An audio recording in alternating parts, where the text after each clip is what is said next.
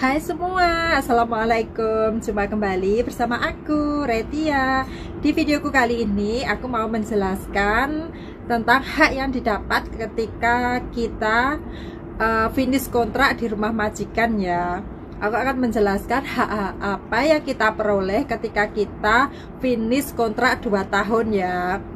Jika kita finish 2 tahun bekerja di rumah majikan, hak yang kita dapat yaitu liburan 2 minggu ya, 14 hari, serta uang tiket ya. Jika kita pulang ke Indonesia, berarti kita mendapatkan libur 14 hari di Indonesia, 14 hari ya, dan tiket ya majikan yang membelikan. Tetapi jika kita tidak pulang ke Indonesia Raya, kita mendapatkan uang lemburan itu, uang 14 hari itu biasanya majikan mengganti dengan uang, dan uang tiket biasanya diganti. Untuk tiket kalau kita nggak pulang ke Indonesia itu juga diganti dengan uang ya. Kalau tiket itu biasanya dikasih 3.500 gitu ya, tapi kalau menurut agent itu biasanya 3.500.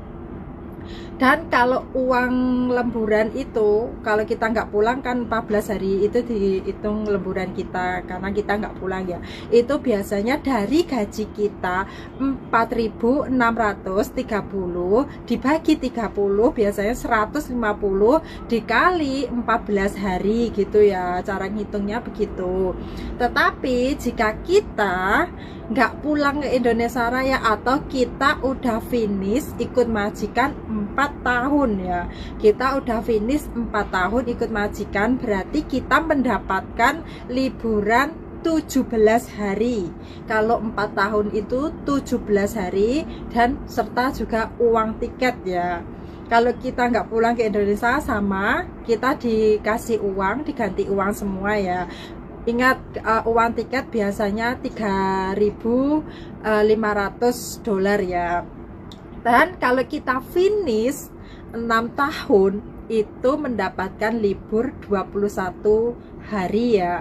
21 hari kalau kita nggak pulang juga bisa diganti dengan uang. Dan biasanya ada perjanjian dengan majikan, kalau kita udah finish 6 tahun atau kontrak ketiga itu ada yang dikasih long service dan ada juga yang nggak dikasih. Pokoknya tergantung majikan kita. Kalau kita ada perjanjian dengan majikan, sebaiknya ditulis di kertas, majikan suruh tanda tangan, kita tanda tangan kalau ada long service gitu. Karena kebanyakan majikan di sini itu terkadang bisa membohongin gitu ya. Jadi kalau bisa ada hitam di atas putih gitu, karena kebanyakan cece juga yang udah finish 6 tahun itu dijanjikan long service gitu ya. Long service-nya lumayan banyak, tergantung majikan. Ada yang 18 dolar, 18.000 dolar, dan ada pula yang 20.000 dolar. Pokoknya tergantung majikan ya. Kalau uang long service itu kalau kita dapat ya alhamdulillah, kalau kita nggak dapat ya nggak apa-apa, bukan rezeki kita gitu. Pokoknya kalau masalah uang long service nggak usah terlalu dipikirkan atau nggak usah terlalu dibikin gimana ya, ribet. Kita berpikir mendapat long service, takutnya kalau kita nggak dapat kita akan kecewa. Pokoknya kita berniat bekerja di rumah majikan itu bekerja dengan baik sampai finish gitu ya. Karena kalau kita bekerja sampai finish 2 tahun, kan kontrak di Hongkong itu 2 tahun ya, kita kerja bisa sampai finish itu senang banget ya. Nah, semoga kita semua mendapatkan majikan yang baik. Pokoknya di sini kerja di luar negeri itu jangan memikirkan gaji gede atau gaji tinggi. Yang penting itu kalau aku terutama ya majikan baik ya. Kalau kita gaji gede, kita mengharapkan gaji yang tinggi gede, kalau majikan cerewet kan percuma. Kita setiap hari makan hati. Kan mending gaji sewajarnya menurut kontrak tapi majikan baik gitu. Jadi kita hidup dengan majikan nyaman, karena hidup dengan karena apa? Sama majikan itu kita nggak sebentar ya. 2 tahun itu waktu yang lama. Kita kesehariannya setiap hari itu bersama majikan.